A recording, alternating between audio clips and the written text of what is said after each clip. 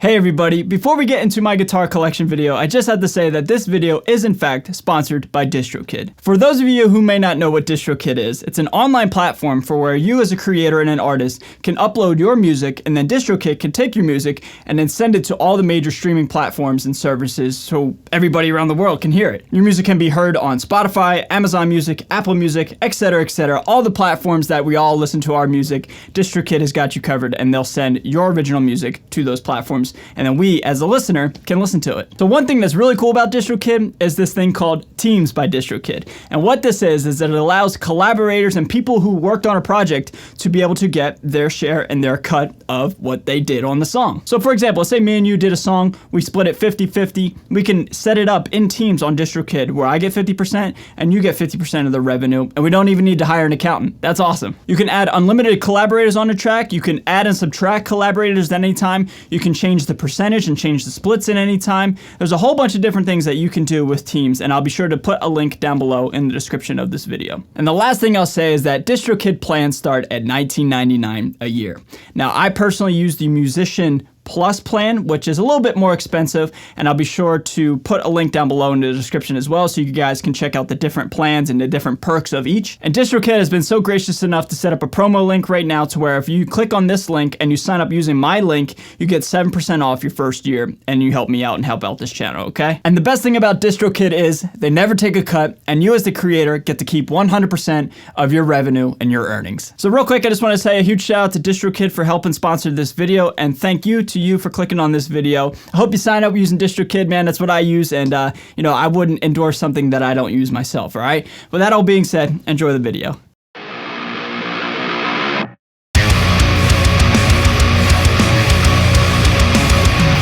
So what is going on, everybody? Thank you so much for joining me for today's video. My name's Ray. I'm a guitar player here on YouTube, and I'm really excited to do this video. This is a video that a lot of you have been asking for me to do, and you know, on a serious note, it means a lot that you care enough to want to see my own personal collection and see my guitars all wrapped up into one package in a video.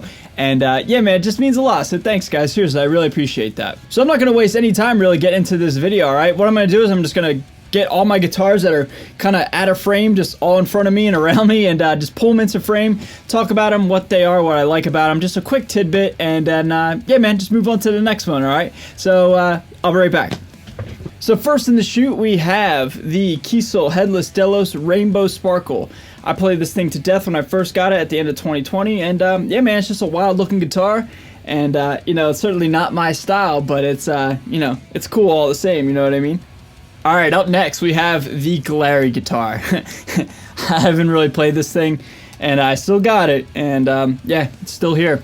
Alright, up next I have what I believe is called an Ibanez Geo, and this was actually sent in to me from somebody, you know, a student, if you will, somebody who's doing lessons with me via Patreon, but also just a good friend of mine and a good dude. He sent this in as a gift. I did an unboxing for it last summer 2020, and yeah, man, this thing's a cool little memento and a cool little token of like appreciation and just a good friendship. Up next, we have a very sentimental and awesome guitar, my Dean Stealth. Now, this guitar is the catalyst and the culprit to my relationship with Dean Guitars and my friendship with Evan over there, or down there I should say. But yeah, man, this guitar really put Dean Guitars on the map for me, and it's a quality, awesome guitar. This guitar gets a decent amount of playtime, gets a video every now and again, but most importantly, it's just a sentimental piece in my collection, and yeah, man, I love it. It's awesome. Alright, next up we have what is probably one of my most notable and most famed guitars, if you will. Guitar I use all the time, my 1978 Gibson Les Paul Custom. Had this thing for about 2 years now, had a ton of problems with it when I first got it. You guys know those stories already.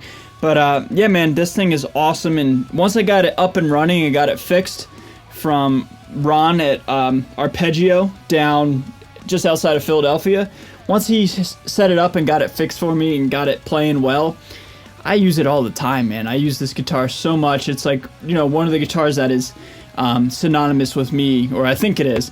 And yeah, man, I use this 78 Les Paul Custom all the time, and it's one of my truest and just most, it's one of my, what am I trying to say? It's one of my most sentimental guitars, and one that I truly love the most. That's what I was trying to say. Had a brain fart there for a second. But yeah, man, 78 Les Paul Custom. Speaking of sentimental guitars, here we have my first ever electric guitar. I am one of the few people, I think, that has their first electric guitar. It certainly didn't look like this, but what this is a BC Rich Warlock with the tribal graphics that I painted myself when I was a little kid, man, and it never got restored until 2020. I did a video on it. I'm sure you guys saw that. But yeah, man, it's got an EMG 81, some kind of, I don't know, some kind of bridge I found on Amazon, and some hipshot locking tuners, man. And that's pretty much it. It's got one volume, and you know, it's pretty minimalistic, and it's cool. You know, it doesn't play great, it doesn't sound the best, but it's cool, man. I have my first guitar still, and I'll always keep this thing. I've often thought about it. I've often thought about really restoring it, and like, I don't know, maybe repainting it and like getting it really fixed up, and actually playing it a lot. But I think it's kind of cool just how it is for the time being. You know, I don't want to ruin this paint job. Although this paint job's kind of crappy, it's cool that it's crappy because I did it when I was, you know, much younger, and I did it so long ago. I just think it's like, you know, it's a cool piece, a cool moment of my life right here. And yeah, man, I'm just happy I still have it to this day. All right, up next we have one of 3 Squier vintage modified baritone jazzmasters. Now this one obviously doesn't have the original pickguard. This has the Antigua pickguard, and I don't know how I feel about it the way it looks. Sometimes I like the way it looks, sometimes I don't. But yeah, man, 30-inch scale on a baritone jazzmaster. This thing's awesome, and this is the backup to the backup, 3rd string. But you know, I'm just glad I have this one because these things are heavily sought after and getting very rare and very expensive. Up next, we have one of the oldest guitars that I own, and probably the guitar that's stuck with me the longest on this YouTube journey. I got this in 2017, and yeah, this is my 1992 Gibson Les Paul Standard, nicknamed Big Brother because it is in fact 8 days older than I am. I say that all the time with this guitar, but it's cool, man. I got a guitar on my birth year, February 5th, 1992 is when this thing was born. So it's cool, man. It's a cool little thing how it's like, you know, it's just as old as I am, and you know, it certainly looks like a guitar that's approaching 29 years old, man. It's got a ton of vibe, a ton of cracks, ton of finish, like checking, not cracks, but like the neck's all worn in there and everything. And you know, I put on some locking tuners, put the Zakk Wylde EMG set in here, and this thing's just a monster, man, a monster machine. And the only way it would be 1000% perfect is if it had stainless steel frets. Maybe one day I'll get that done, but yeah, I love this guitar. It's been with me for the majority of this journey that I'm on, and it means a lot to me. It's a very sentimental guitar. Another guitar that means a lot to me is my 2005 Gibson Les Paul Standard with the Bill Lawrence pickup in it. Now, this guitar is one of the newer ones that I have, but I've always wanted a Les Paul Standard with an insane flame top. Now, the ones that they're making nowadays are pretty solid, but you know, I don't really like how Gibson's doing their thing in 2020 and 2021 now. They're just, you know, you guys know how Gibson is operating nowadays. But anyway, but I can't help the fact that I truly love old school Les Pauls, man. You know, the Les Paul Standard is the guitar that like I think of when I was a little kid, man. And I always say it all the time, Les Pauls remind me of my dad, and in a weird way, it keeps his memory alive and keeps him alive up here, even though he's been gone for about, what, 5 years now, January 22nd, 2016. So we're approaching the 5-year mark. So anyway, I just can't help that. This is, you know, I like these kind of guitars, man. And contrary to what people think about Gibson nowadays, you know, Gibson's Gibson, man. You know, the old school stuff is really cool. And I've always wanted a Les Paul Standard with an awesome flame top, and I finally have one. And I'm very happy with this guitar. And it means a lot of sentimental value to me again, just because it reminds me of being a little kid, I guess, in a way. Up next, we have a Frankenstein of sorts. This is my Jackson King V. And a lot of people mistake this as a Rhodes when they see it, but this is in fact the King V that I modded myself. I drilled a hole for the output jack, put it on the front of the guitar here, drilled some holes for the volume, and yeah, man, now it's just, you know, it's like I said, like a Frankenstein of sorts.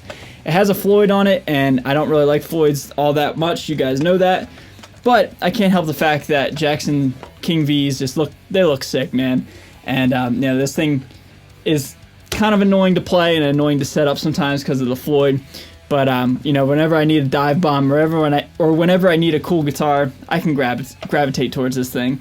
I played the hell out of this thing in the summer of 2020, and you know, it was on a ton of videos for a while there, and it's a cool guitar, man. I like it a lot, and it's cool because I modded it and I kind of just turned it into Frankenstein. All right, up next we have a Dean Exile 7-string. Now this was given to me from Evan and the Dean team. This is an awesome 7-string, one of my favorite 7-strings I've ever played. The thing I love about it the most is it stays in tune wonderfully, and it plays great, man. So, you know, not only does it have EMG pickups in it and an awesome killer top, but it does its job, man. It's functional, you know what I mean? You don't have to fight the damn thing. And again, similar to the Dean V Stealth that's over there, that's why I'm pointing. This is just another example of my friendship with Evan and the awesome relationship I have with Dean, man. I'm like a distant family to the Dean team. And, you know, maybe one day I'll get officially endorsed. I don't know, but, you know, I love their guitars, man, and they killed it with this one here in 2020. One of my most celebrated and well-known guitars is my Jim Root Strat from 2014 with the 2018 neck. I took the neck off of the maple one, put the ebony one on, and switched it. And yeah, man, this thing has been all over the place. This is one of the most used guitars I've ever had. And I love how all the paint from the West Borland videos, both the black and the red / pink now, paint is still there. And, you know, people are giving me so much crap for that. But now look at this thing. This thing is an awesome guitar, and it's not fake relic, it's real relic.